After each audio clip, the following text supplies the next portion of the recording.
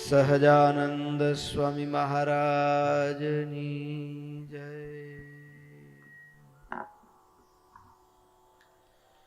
ઈષ્ટદેવ પરમારાધ્ય અનંત કોટિ બ્રહ્માંડાધિપતિ સર્વનિયંતા સર્વ અંતર્યામી ભગવાન સ્વામિનારાયણ એમના દિવ્ય ચરણ કમળ સાનિધ્યમાં ચારે કોર વીટ લઈને બેઠેલા અનંત અનંત અક્ષર મુક્તો, એમની જ પાવન ઉપસ્થિતિ માત્ર ઉપસ્થિત પૂજ્યપાદ ભગવત પ્રસાદ સ્વામી તેમજ કથા વિલાસી એવા બાળ, યુવાન, વૃદ્ધ સમસ્ત ભક્તો સર્વેને ભગવાન સ્વામિનારાયણની ભાવ સ્મૃતિ સહિત સાદર જય સ્વામિનારાયણ.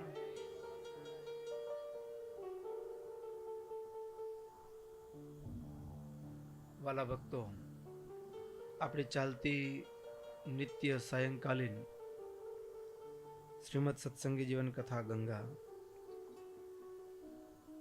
ગત કથા સત્રની અંદર ભગવાન સ્વામિનારાયણ ગઢપુરમાં બિરાજમાન છે. એમાંય ભક્તો કારતક સુદ દશમીનો દિવસ, બીજા દિવસે પ્રબોધની એકાદશી છે. કારતક સુદ દશમીની રાત્રે સભાની અંદર ભગવાન સ્વામિનારાયણે એકાદશીના મહિમાની વાત કરી. એકાદશીના મહિમાની વાત કરી એટલે ભક્તોએ પૂછ્યું, મહારાજ એ એકાદશીનો એટલો બધો મહિમા છે, એના પાછળનું કોઈ કારણ ખરું કે નહીં? એટલે મહારાજે ફરીવાર એકાદશીના ઉત્પત્તિની કથા એ પણ કહી. એકાદશી એ ભગવાનના એકાદશ ઇન્દ્રિયોમાંથી ઉત્પન્ન થઈ છે. મૂળ દાનવ નામના અસુરનો નાશ કર્યો છે. ભગવાને જ્યારે રાજી થઈ વરદાન માંગવાનું કહ્યું ત્યારે હું તપસ્વીની છું, એટલે મારા દિવસે બધા તપ કરે, એવી રીતે વરદાનની યાચના કરી. ભગવાને તથાસ્તુ કહ્યું. એકાદશી ફરીવાર 100 વર્ષ સુધી તપશ્ચર્યા કરી. ફરીવાર ભગવાન રાજી થયા, માંગવાનું કીધું. ત્યારે પ્રભુ મને આપના શ્રી વિગ્રહની અંદર સ્થાન આપો, અંગમાં સ્થાન આપો. જેમ લક્ષ્મીજી ભગવાનના વક્ષસ્થળને વિશે રહ્યા છે, એવી રીતે પ્રભુ આપના અંગમાં સ્થાન આપો. લક્ષ્મીજીની પેઠે સદાકાળ આપનું સેવન થઈ શકે એવી કૃપા વર્ષાવો. એટલે ભગવાને તરત કહ્યું કે કટી પ્રદેશથી નીચેનો જે ભાગ છે અમારો, એમાં ગરુડનો અધિકાર છે. વક્ષસ્થળમાં એ લક્ષ્મીજીને સ્થાન આપ્યું છે. કર્ણમાં કુંડળ રૂપે મુક્તો સેવામાં પ્રસ્તુત થયા છે. મસ્તક ઉપર મુગટ રૂપે મુક્ત સેવામાં તત્પર થયા છે. હસ્તની અંદર આયુધો સેવાને વિશે તત્પર થયા છે. હવે તો એક જગ્યા બાકી છે. કઈ? તો નેત્ર. ભગવાનના બંને નેત્રમાં એકાદશીને નિવાસ આપ્યો પ્રભુએ. એમાંય ચાતુર્માસ પર્યંત જ્યારે ભગવાન એ ક્ષીરસાગરના કિનારે એ શેષ શૈયા ઉપર યોગ નિદ્રા સ્વીકાર કરે, અને ત્યારે ભગવાનના એકાદશ અંગમાંથી ઉત્પન્ન થયેલી, ઇન્દ્રિયોમાંથી ઉત્પન્ન થયેલી એવી એકાદશી, એ ભગવાન જ્યારે યોગ નિદ્રામાં છે અને ભક્તો એ ભગવાનના વિયોગની અંદર એ ભગવાનના દર્શનની ઝંખના સેવતા તડપી રહ્યા છે. અને ત્યારે ભગવાનના વિયોગમાં ભક્તો ખાવાનું પણ ભાન ભૂલી જાય, એટલે તપશ્ચર્યા કરતા હોય. અને તપશ્ચર્યા કરતા ભક્તો ઉપર એકાદશી એ નેત્રમાં ભગવાન બંધ, યદ્યપિ ભગવાન પોઢ્યા છે પણ નેત્રમાં નિવાસ છે, એટલે એકાદશી એ બધું જુએ છે. તપને કરતા ભક્તો ઉપર એકાદશી વિશેષ આશીર્વાદ અને કૃપા વર્ષાવે છે. આ બધી જ વાત ગઈકાલના કથા સત્રમાં આપણે શ્રવણ કરી હતી. એમાંય ભક્તો, ભગવાનના જે વૈષ્ણવ ભક્તો છે, ભગવાન જ્યારે ક્ષીરસાગરની અંદર 4 મહિના પર્યંત જ્યારે શયન કર્યું છે, ત્યારે ભક્તો એટલા વ્યગ્ર ભગવાનના દર્શનના વિયોગની અંદર અને ઉગ્ર તપશ્ચર્યા કરતા હોય, પણ તપશ્ચર્યાનો એને ભાર નથી લાગતો, તપનું કષ્ટ નથી લાગતું. ઘણીક વખત ઉપવાસ કર્યો હોય ને તો પછી ક્યારે પૂરી થાય, ક્યારે એકાદશી પૂરી થાય. ઘણા તો મૂર્તિ એવા હોય કે રાતના 12 વાગે હા જો હવે પૂરી થઈ ગઈ કહેવાય, 12 વાગે ઠપકાવે. હા, તો એ વ્રત કર્યું છે, પણ વ્રત કેવું લાગે? ભાર લાગે. શું લાગે? ભાર લાગે. પણ એવું વ્રત નહીં. અહીં કને ભગવાનના જે ભક્તો છે, ઉગ્ર તપશ્ચર્યા કરે છે ચાતુર્માસને વિશે, તો પણ એને તપનું કષ્ટ નથી, પણ કષ્ટ કેનું છે? તો કે પ્રભુ જે સૈયા ઉપર પોઢ્યા છે એનું દર્શન નથી થતું, એનું કષ્ટ છે. અને ભગવાનના વિયોગમાં ભગવાનના દર્શન માટે ઝંખતું હૈયું, એ ભક્તોનું તડપતું હૃદય, તો ભક્તો કેમ દિવસ નિર્ગમન કરે, ત્યારે એની સ્થિતિ કેવી હોય? તો એના વિશે પણ અહીં સતાનંદ સ્વામી નોંધે છે. ખુદ મહારાજ પોતે કહે છે, ભક્તો એ સમય દરમિયાન વૈષ્ણવ જે ભક્તો છે, ભુવિ મંગલ કૃત્યાની ચાતુર્માસ્યે બુધા ક્વચિત ગૃહિણોપી ન કુર્વંતી કુર્વંત્યેવ તપસ્તતઃ. ભગવાનના ભક્તો દેહનું ભાન ભૂલી ભગવાનને રાજી કરવા માટે ક્યારે ભગવાન જાગે ની આતુરતાથી રાહ જોતા, એને વ્યવહારના કાર્યો પણ ભૂલી જાય છે. એટલે વ્યવહાર સંબંધી લગ્ન આદિક માંગલિક કાર્યો પણ એ ભક્તો એ સમય દરમિયાન કરતા હોતા નથી. અને ભક્તો જે દિવસે ભગવાન જાગે, એટલે કે ચાતુર્માસ પૂર્ણ થાય, કારતક સુદ એકાદશી એટલે પ્રબોધની એકાદશી, અને એ દિવસે આખા ભૂમંડળમાં આનંદ આનંદ વ્યાપી જાય. અત્યાનંદો ભવત્યેવ બ્રહ્માંડેપ્યખિલે જનાઃ એકાદશ્યામ ઊર્જ શુક્લે તતો યેષા અધિકા મતાઃ. ભગવાન જાગ્યા ને સમગ્ર ભૂમંડળમાં આનંદ આનંદ છવાઈ ગયો. એટલા માટે એ અન્ય કરતા પ્રબોધની એકાદશીનો મહિમા શાસ્ત્રોમાં અધિક કયો છે. વળી પાછું મહારાજ કે આ પ્રબોધની એકાદશી એટલે કારતક સુદ એકાદશીનો દિવસ, અને કારતક સુદ એકાદશીનો દિવસ અમને પ્રિય છે. એનું જો એક કારણ હોય તો અમારા પિતા એવા ધર્મદેવનો પ્રાગટ્ય દિવસ પણ કારતક સુદ એકાદશી છે. વળી પાછું આ એકાદશીના દિવસે પ્રાતઃકાળની અંદર લક્ષ્મીજી સહિત ભગવાન નારાયણનું યોગેશ્વરનું પૂજન કરવાથી અરે શું ન પ્રાપ્ત થાય, એવો આ એકાદશીનો મહિમા છે. અને આ એકાદશી છે, મહારાજ ખાસ કહે છે, ભક્તો આગ્રહપૂર્વક આ એકાદશીનું વ્રત કરવું. ઉપવાસો જાગરશ્ચ બ્રહ્મચર્યાદિભિર્યમૈઃ સહાત્ર કાર્યો દ્વાદશ્યામ પુનશ્ચોત્તર પૂજનમ. એકાદશીના દિવસે દ્રઢતાપૂર્વક વ્રત કરવું, રાત્રે જાગરણ કરવું, અને બારસના દિવસે ઉત્તર પૂજન કરવું.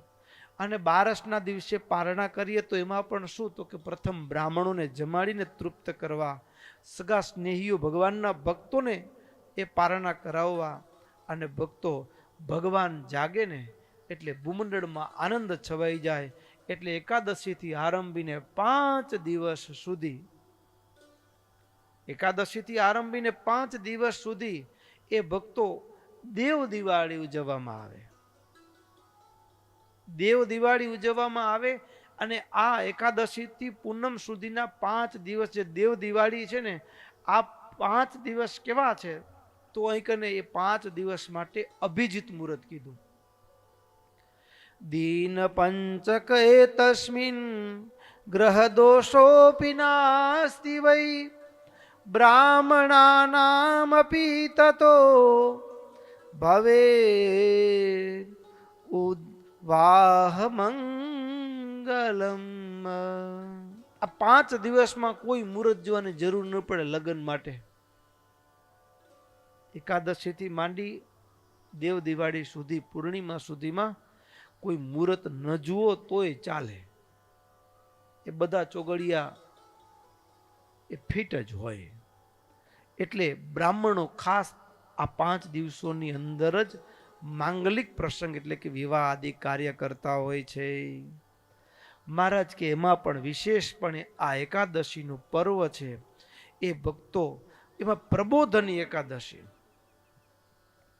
પ્રબોધની આમ તો સુદ પક્ષ કે વદ પક્ષ બંને પક્ષની એકાદશી શ્રેષ્ઠ જ છે, પણ બધી એકાદશીમાં 3 એકાદશી મુખ્ય.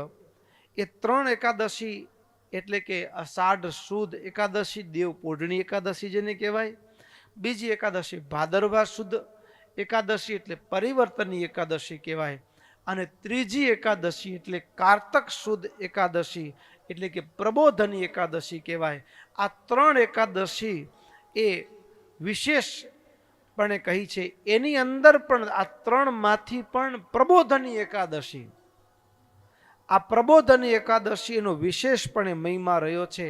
અને ભક્તો ખાસ એકાદશીના દિવસે સ્વામિનારાયણ ભગવાને કીધું ઉપવાસ કરવો. અને વ્રત કરવાથી બ્રહ્મહત્યા જેવા મહાપાપ થયા હોય તો પણ એ એકાદશીના દિવસે વ્રત ઉપવાસ કરવાથી નાશ પામે છે. હવે કદાચ ઉપવાસ ન થઈ શકે, શરીર ઉપવાસને જીવી શકે, ઝીલી શકે એટલું સક્ષમ ન રહ્યું હોય તો મહારાજ કે એ શાસ્ત્રોમાં બતાવેલો આ વ્રતનો જે ગૌણ પક્ષ છે એટલે કે ફલાહાર કરીને પણ એકાદશીનું વ્રત વ્યર્થ જવા દેવું નહીં. હવે ભક્તો 12 મહિના સુધી કદાચ ક્યાંક ચૂકાઈ ગયું હોય વ્રત, તો એમાં પણ ભક્તો એ એક પ્રબોધની એકાદશીના દિવસે વ્રત કરે તો જાણે કે 12 મહિનાની એકાદશીનું વ્રતનું ફળ એ પ્રાપ્ત થતું હોય છે. પણ આ 12 માસની એકાદશીના વ્રત અવશ્ય કરવા. 12 માસ ન કરી શકે તો ચાતુર્માસની એકાદશીનું વ્રત અવશ્ય કરવું. ઉપવાસ ચાતુર્માસમાં પણ કદાચ ક્યાંક ચૂકાઈ જાય તો એ ભક્તો એકેનાપી ઉપવાસેન પ્રબોધન્યા કૃતેન વૈ એકાદશીનામ સર્વાસામ નિરાહાર ફલમ લભેત. એક પ્રબોધની એકાદશીનું વ્રત કરવાથી સર્વ એકાદશીનું ફળ પ્રાપ્ત થાય છે. એટલા માટે આ પ્રબોધની એકાદશીનું વ્રત અવશ્યપણે કરવું. અને આ વ્રતના દિવસે પણ શ્રેષ્ઠ સમય છે, તો શ્રેષ્ઠ સમયની અંદર શ્રેષ્ઠ કાર્ય એટલે ભગવાનની વ્યવહારિકા વિક્ષેપો ન યેષામ ધનિનશ્ચ યે મહાપૂજા તુ તૈહિ કાર્યા સર્વસ્વેકાદશેષ્વપી. આ એકાદશીના દિવસે વિશેષપણે એ ભગવાનની મહાપૂજા તુ તૈ કાર્યા, મહાપૂજા કરવી. બહુ મોટો મહિમા છે એકાદશીનો. અને ભક્તો એટલા માટે બ્રહ્માનંદ સ્વામીએ આ ભગવાનને અતિશય પ્રિય એવી પ્રબોધની એકાદશી અને એકાદશીના વ્રતના મહિમાની વાત કરતા બ્રહ્માનંદ સ્વામી કહે છે, સાંભળીએ શબ્દોને.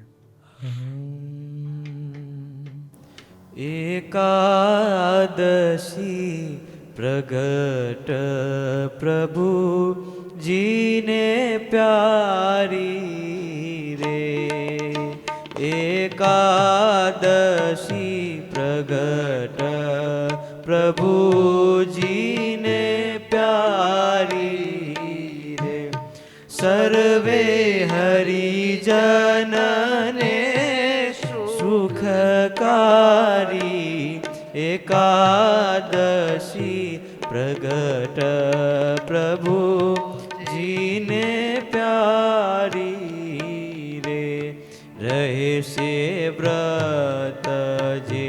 વચન પ્રમાણે રે એ માય સત્ય ભાવન આણે રે તે તો મોક્ષ મહાપદ માણે એકાદશી પ્રભટ પ્રભુજીને પ્યારી રે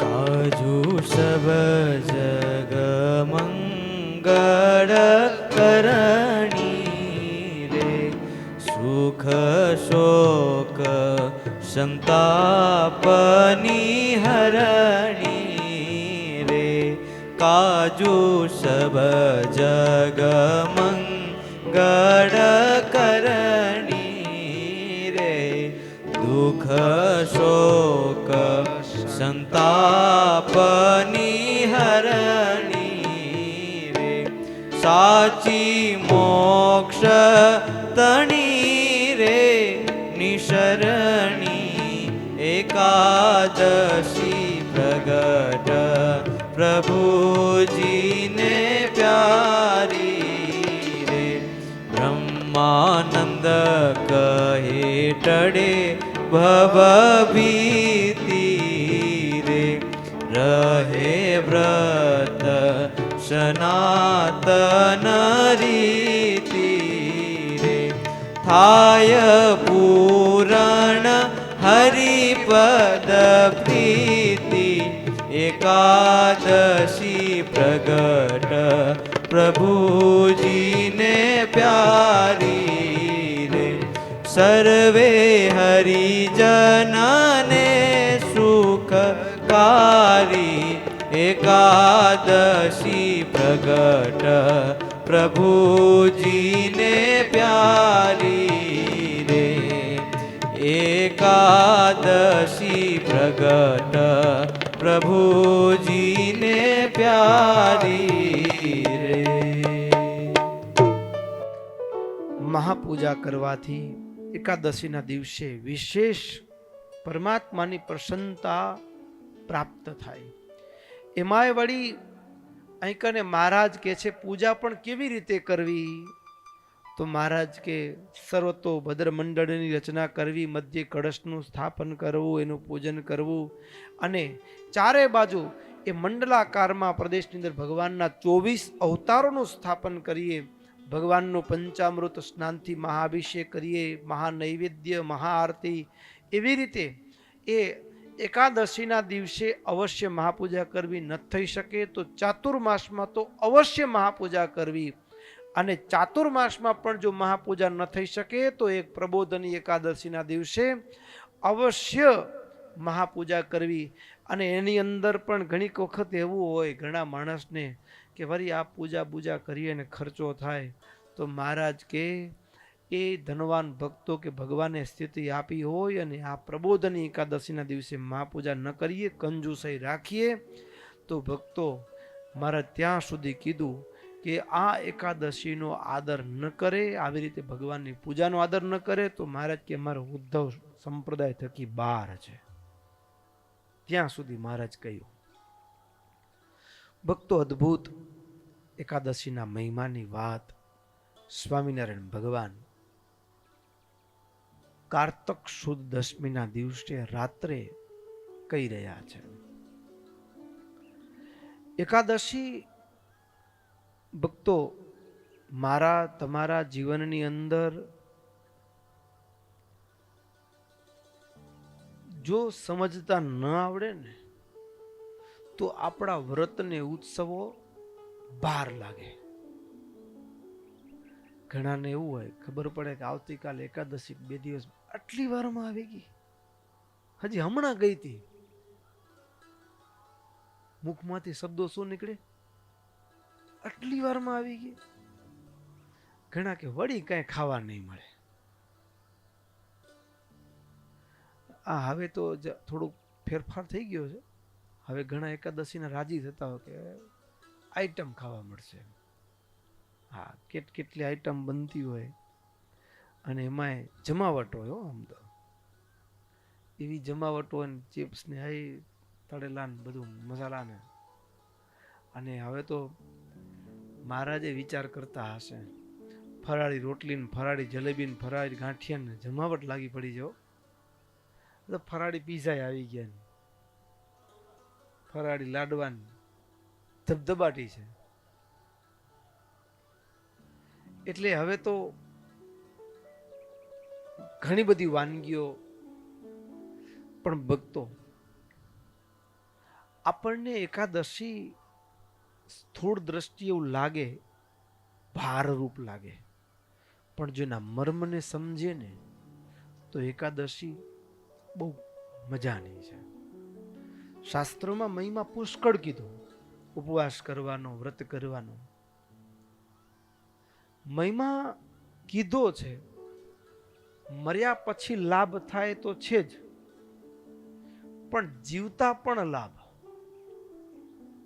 આગળના અધ્યાયમાં જ મહારાજે એક સરસ શ્લોક કીધેલો, સ્વર્ગ મોક્ષ પ્રદાયી એશા શરીર આરોગ્યદાયીની. એકાદશી છે ને આરોગ્યપ્રદ છે. ઘણાને એકાદશી તો કે ગેસ થઈ જાય છે. હું માંદો એકાદશી શું કામ ન કરતો, બીમાર થઈ જાય એટલા માટે એવા બાના કાઢે. પણ વાસ્તવમાં એકાદશી ખુદ બોલનાર કોણ છે? સ્વામિનારાયણ ભગવાન. શું કીધું? શરીર આરોગ્યદાયીની કીધું. શરીરમાં રોગ ઉત્પન્ન કરનારી નથી કીધું, આરોગ્યદાયીની કીધું. શુકલત્ર પ્રદાયી રાજ્ય પુત્ર પ્રદાયીની. આરોગ્યદાયીની એકાદશી છે. એનું જો કોઈ કારણ હોય ભક્તો, હવે થોડું થોડું માણસો આ સંશોધન કરવા માંડ્યા ને ત્યારે ખબર પડી કે મારા વાલા આ બધા એકાદશી કરે છે ને લાભ ખાટે છે. અજાણતા પરાણે પરાણે પણ કરનારા હોય એકાદશી, એ લાભ ખાટે છે. લાભ શું કામ? લાભ શું કામ ભક્તો? એમાં પણ ઉપવાસ કરવો ને, એ તો ઉપવાસ એક ઔષધિ છે. લ્યો, આપણે માન્યમાં ના આવે કે શું ઉપવાસ ઔષધિ હોઈ શકે? આયુર્વેદમાં તો કીધું જ છે, હું તમે તાવ આવે, માંદા પડીએ તો આપણે હોસ્પિટલ જઈએ, ગોળી ખાઈએ, પૈસા ખર્ચીને ગોળી લઈએ, દવા લઈએ, અને ભક્તો એ એક દિવસ ઉપવાસ, લાંગણ એક શબ્દ પ્રયોગ કર્યો. ઉપવાસ છે ને એ આયુર્વેદમાં તાવની એક દવા કીધી. લ્યો, તાવની એક દવા ઉપવાસ છે. માન્યમાં આવે પણ છે. આપણે પશુઓ સામે જોશું ને તો એક સમજાઈ જાય એવી વાત છે. પશુ માંદું પડે ને ખાવાનું બંધ કરી નાખે. શું કરી નાખે? ખાવાનું બંધ કરી નાખે. પછી પોતે જ ખાવાનું બંધ કરે એટલે શરીરની અંદર જે થોડું ખાવા પીવા કે શરીરનું અનબેલેન્સ થયું છે એ પોતે શરીર જ એને બેલેન્સ કરી લે. પછી ધીરે ધીરે પોતાની મેળે ખાવાનું ચાલુ થઈ જાય ને રૂટીનમાં આવી જાય. એ માણસનું શરીર પણ, હું તમે રોટલા શાક દાળ ભાત જમીએ ને ભક્તો, એ 100% ડાયજેસ્ટ પચતું ન હોય. શું ન થતું હોય? 100% ન પચતું હોય. એમાં હવે આપણા પરિશ્રમ ઘટી ગયા, શારીરિક પરિશ્રમ. એટલે સમજી ગયા ને તકલીફ શું છે ખબર છે? પેલા એ 100 રૂપિયા નું ડીઝલ ભર્યું હોય ને તો 100 રૂપિયા વપરાતા. હવે કેવું છે? આપણે જમવાનું ભારે ભારે છે અને વપરાશ કેટલો છે? હા, 5 રૂપિયાનો વપરાશ ને 100 રૂપિયાનો માલ નાખી રહ્યા અંદર. જમવાનું ભારે થઈ ગયું ને કામ ઓછું થઈ ગયું. પેલા જમવાનું લાઈટ લાગતું હતું પણ કામ ભારે હતું. સમજ્યા ને? અને પાછું અત્યારે એમ આ પ્રકૃતિ સાથે આપણે તાલ ચૂકાઈ ગયો એટલે હવે રાતે કેવો ભારે ભારે જમતા હોય એટલે શરીર એને 100% ન પચાવી શકે. શરીર એને 100% ન પચાવી શકે એટલે જેમ ગાડીમાં દેખાય આપણને કે ધુવાણો કાઢી નાખે, કાચું થૂકી નાખે ને. પેટ્રોલ કે ડીઝલ હોય, ગાડી એન્જિન નબળું પડી ગયું તો શું કરે? કાચું થૂકી નાખે ને. એવી રીતે આપણા શરીરની અંદર પણ ભોજન જ્યારે 100% ન પચતું હોય અને ત્યારે એનામાંથી કાચું, એને કાચો આમ કહેવાય. અને બીજી ભાષામાં કહીએ તો એ કાચો આમ કફના રૂપમાં જમા થાય. આ ગાલ હોય, પછી ફેફસા છે, ગંડસ્થળ છે, એ બધા ભાગોની અંદર કફના રૂપમાં જમા થાય. હવે કફના રૂપમાં જે જમા થયેલો જે કાચો આમ છે એ શરીરમાં 2 પ્રકારની એક વ્યવસ્થા છે. હવે જમા થાય ને એટલે શરીર જ પોતે, જેમ આપણા શરીરની અંદર હું ને તમે રોટલા શાક દાળ ભાત જમીએ છીએ, એ જમેલા રોટલા શાક દાળ ભાત છે એ ભોજનની 18 કલાકની પ્રક્રિયા છે. સામાન્ય તંદુરસ્ત માણસ હોય એની 18 કલાકની ભોજન પ્રક્રિયા છે. એટલે કે અહીંયાથી જમ્યા એ જઠરમાં ગયું, ત્યાં બરાબર ફરી પાછું વલોવાયું અને જઠરની દિવાલમાંથી અંદરથી એસિડ, જેને આપણે પિત્ત કહીએ છીએ, એ ભળે અને ત્યાંથી આગળ આંતરડામાં જાય. આંતરડામાંથી પછી જે શરીરને જે તત્વો જોતા હોય નાના આંતરડામાંથી એ ખેંચાતા જાય અને છેલ્લે જે કચરો બચે એ મોટા આંતરડાના છેલ્લા ભાગની અંદર જમા થાય અને પછી એ કચરાની કચરાપેટી ભરાઈ જાય એટલે આપણને સંકેત મળે કે હવે જવાનું છે, એટલે આપણે ઓફિસમાં પહોંચી જઈએ. તો જેમ શરીર સંકેત આપે છે, શરીરની અંદર પણ એક વ્યવસ્થા છે. એ પછી એમાં પણ લિક્વિડ, ઠાકોરજીની કેવી અદ્ભુત વ્યવસ્થા છે કે જે લિક્વિડ ફોર્મમાં છે, પ્રવાહી ભાગમાં છે, એને પેશાબના રૂપમાં એનો કચરાપેટી વળી અલગ, એનો સ્ટોક અલગ જગ્યાએ હોય અને જે ઘન છે એનો સ્ટોક અલગ જગ્યાએ કચરો ભેગો થાય અને બંનેના પાછા ઇન્ડિકેટર મળે કે હવે પેશાબ લાગી છે, જઈએ. એકી કે બેકીના જે અંદરથી જ એક સમાચાર આવે, એવી રીતે આપણા શરીરની અંદર જે કફ જમા થાય ને એને આપણું શરીર જ પાછું એની સામે એને કાઢવા માટે, શરીરમાં જમા થયેલો કાચો આમ એને બાળવા માટે, એને સાફ સફાઈ માટે શરીરમાંથી એક અગ્નિ પેદા કરે શરીર એને. અને એ જે શરીર અગ્નિ પેદા કરે કાચો આમ બાળવા માટે, કફને બાળવા માટે, એને તાવ.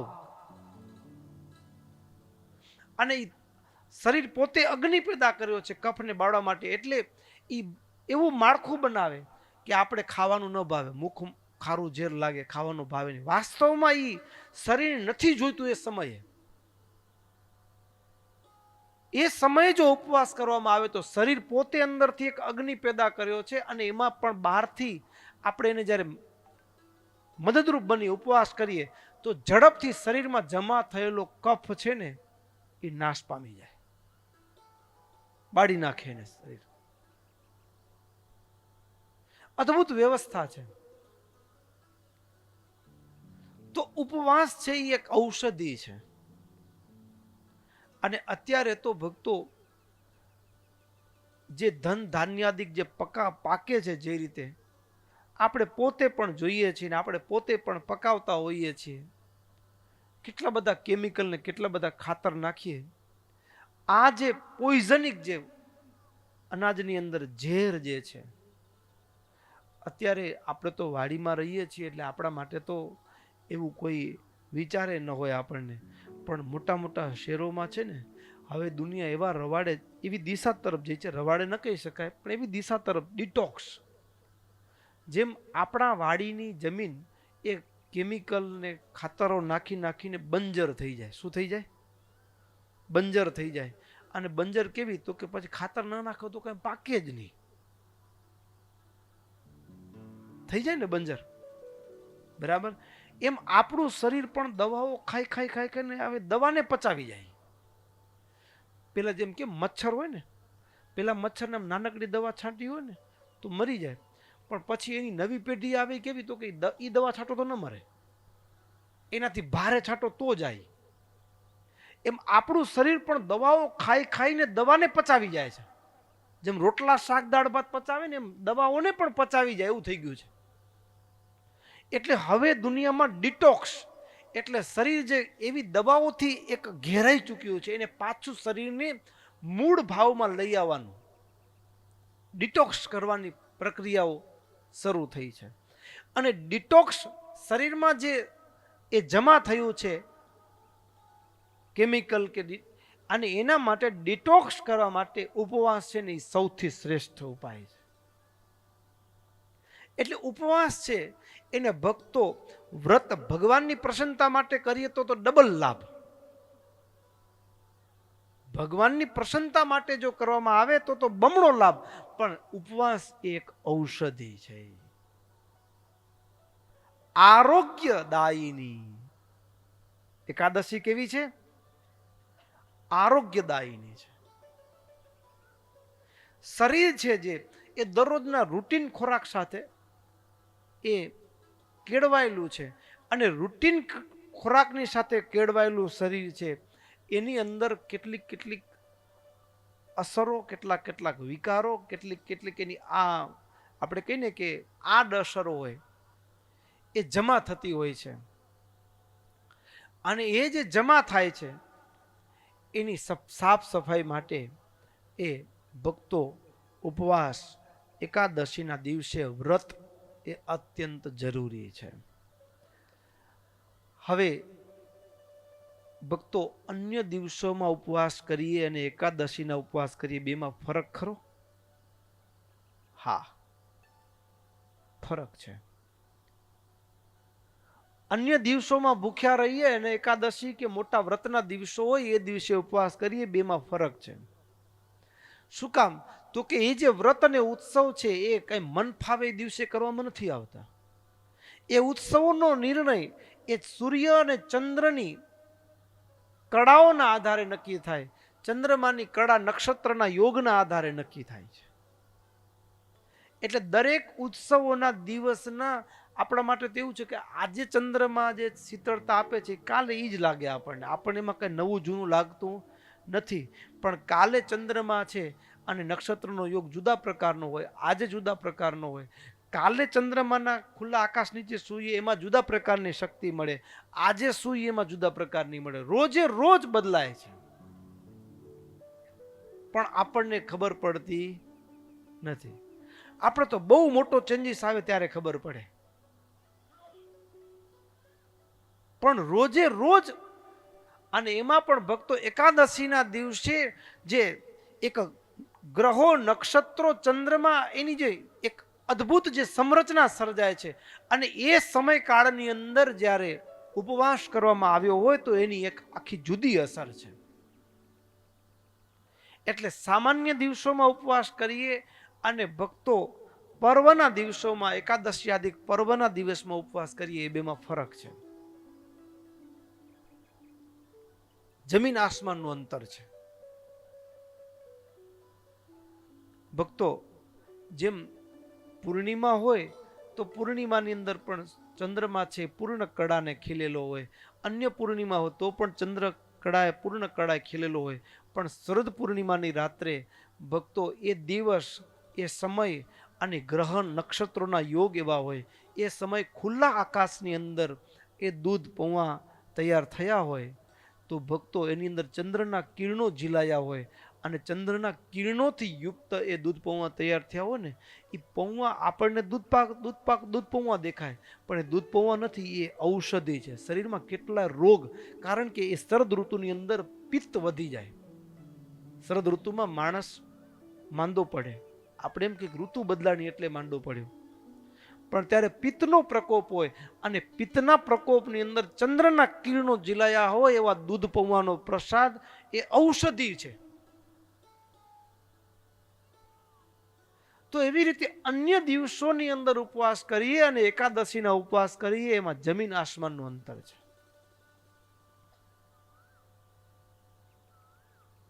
ભક્તો, આ જ લાઇટ છે, આટલો જ પ્રકાશ પેલા હેલોજન આવતી, એ લાઇટ જ પ્રકાશ કરે ને આ લાઇટ પ્રકાશ કરે, બેમાં ફરક છે. પેલામાં ગરમી લાગતી હતી, પ્રકાશ તો છે જ, પણ શું હતી કે નહોતી? હતી ને. તો બંને પ્રકાશમાં ફરક છે કે નથી?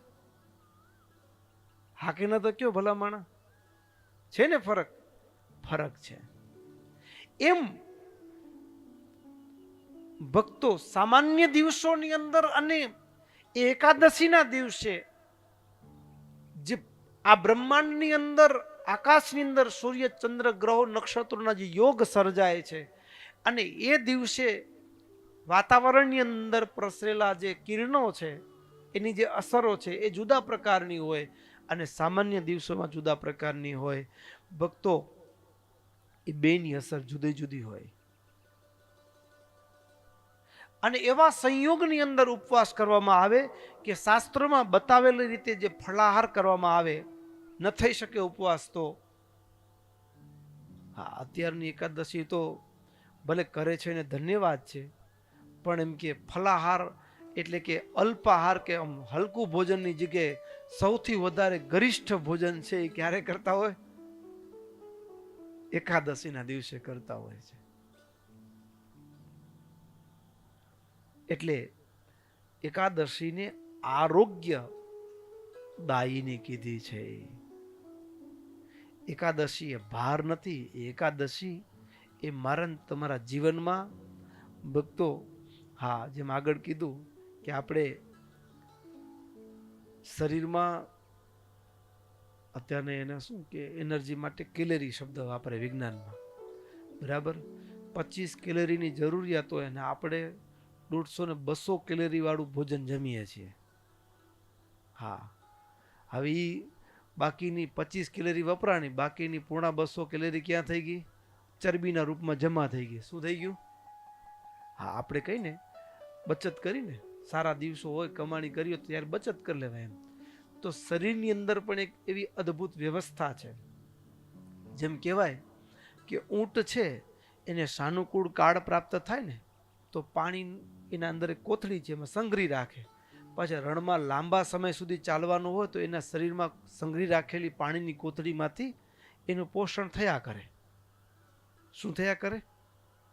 એનું પોષણ થયા કરે. હવે એવી રીતે માણસની અંદર પણ ઠાકોરજી એવી અદ્ભુત વ્યવસ્થા રાખી છે.